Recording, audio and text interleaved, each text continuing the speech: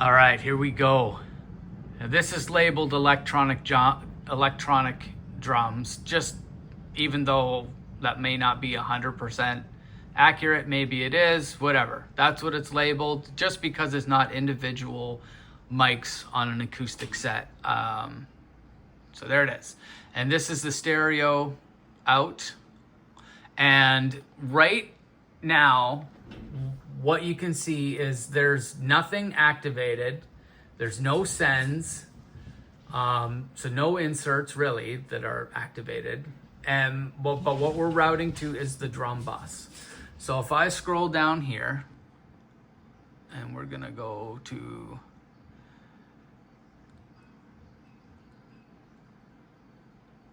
the drum bus. Here we go, my groups. So if I go to drum bus, you can see, first of all, it's going to the pre-master. But I will note down here that I'm actually sending to the parallel drum bus, which is right here, and we'll look at that later. And so I'm also sending to the drum room effects, which I will show you that later. And so right away, the drum bus I've actually set to -2, and I did that just after listening or whatever. But when we go to the Renaissance EQ, so I had it, well, number 2 was over here and number 3 was deactivated over here, but I moved number 2 over because I just needed to. I needed to give it that, believe it or not. And I do have this, cutting off here. And then I've got this trimmed right along there as well. But what I had to do to your drum track was this. And I was wondering, like, am I cutting it off further down the chain? Why am I not really feeling the kick the way I want to feel it? Whatever the case may be, this is what I had to do to it. And I even renamed a preset drum bus kick help. Please help me, Lord. Not doing anything with this. This is a big deal. But I do want to point out right away that everything that I am doing, I'm only doing it at 40%. So I have my mix at 40%. So all of these changes are really only affecting, I'm letting in 60% of the dry, basically. But I have it on compressor, the compressor mode. It's pretty quick, so it's not gonna like really smooth it all out. It's gonna recover pretty fast so that the next thing can do what it does without having too much effect. I am processing this EQ slightly, just a little bit of a bump up in the treble, a little bit of presence, and a little bit more bass just to give it a little bit of something. And again, everything that you see is only really 40% of the changes, not including this output. I had to bring this down because I'm checking my meters, and this made it pretty hot. So I had to, like, how you can check the gain reduction, see how much you're actually reducing. You can make sure you've got a nice level signal going into it, and then when that all checks out, you can check your output.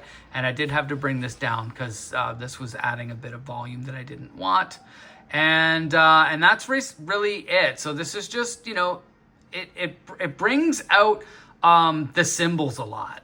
And I've added a little bit of a spread as well. So this kind of brings out the cymbals. It makes it feel almost lo-fi in a way, to be honest. It gives it a grittier kind of lo-fi feeling, but it just works. So I really like what this does. So I'm running it through this, which is like an Abbey Road console emulation thing. And then I've got this MV2, and I play around with this a lot. It takes the quiet sounds and brings them up, and it takes the loud sounds and brings them down. So it is a compressor and a limiter in a sense. And yeah, the MV2, you probably know it. It's really, really good on bass.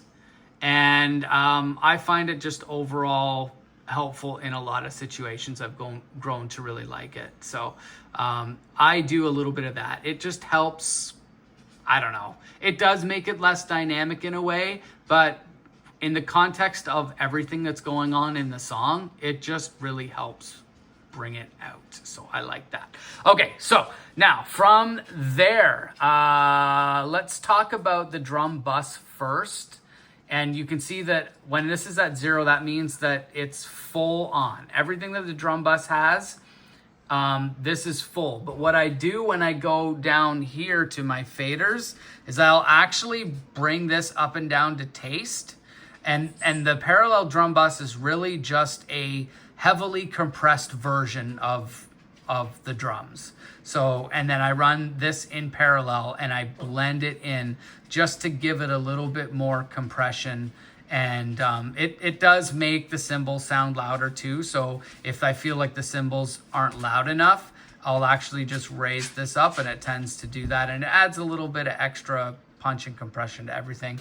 And so I just find that equal balance. That's what's right there. So real quickly on the drum bus, I do another little bit of an EQ, but I bring a little bit. This is where the ride usually is when there is one. So I probably don't even have to do that. But I do bring it down a touch, and then I just make sure that I'm still, safetying the edges basically. And then I use the same but far more aggressive version of this. The low stuff is being brought right up, and the top is being crunched down a little bit there, heavily compressed. And then I'm going into this, and this guy is very, very, very fast, right? So I'm not making it sound gummy. It's very, very fast, but it's pushed. Like you can see with the input and the threshold, that when this detects how much it's reducing. I wanted to see this. Normally, I don't want it to ever go past 3, but I wanted this to be kind of hitting into the 10s and stuff. Like, this is my parallel drum bus. This is fucking no joke. And I just dial it back if I don't want it as much, right? So this is working. And then I have a so subtly mixed in, it's basically not doing anything. Drum effects delay. I'm not even going to show you the settings on that because it's really not important. But let's go to the effects of what I am using. So if I go to, which one did I say? It was the drum room effects. So the drum room effects, okay, so they have the Abbey Road plates, and I've created a drum room plate, and it's based off of plate B.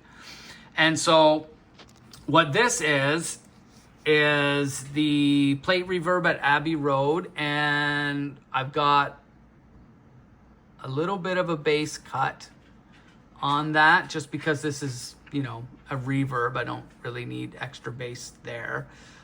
We've got the drive a bit, which gives it some extra like character, almost like a distortion, I guess. And I'm not even 100% sure what this is, but I gave it a little bit because it felt good. And then you can see that this is, I give this 100% wet because I mix it to taste through the send. So I just want this to be full on as it is. And then you can see here that it's very fast, but it does trail.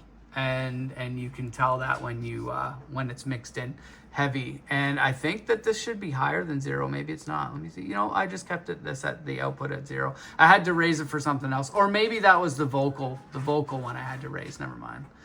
And so I'm running the drums through this plate reverb, and the drum bus is has on the send how much of it I'm giving. So 0 is 100%, so I'm pushing it. I'm giving this a lot of that drum reverb. But you can see the effects itself, the drum reverb or the drum room effects, plates, like this is subtle. Like it's doesn't really have a long delay. You know what I mean? The drive is pushed up a little bit. You know what I mean? Like it's got your plate reverb sound, and it's a very natural, emulated reverb. So it's nothing weird. It's nothing crazy. just nice. And then of course, I just want to make sure that I keep it in check. So I actually really cut that off around 125 hertz. And so I don't get any low reverb rumble. It stays pure there. And I do let it carry in pretty good into the highs because I do like washing those reverbs, washing those high signals with reverb, but it's still cut off to a point, you know, around the 8K. So that is what happens to the drums.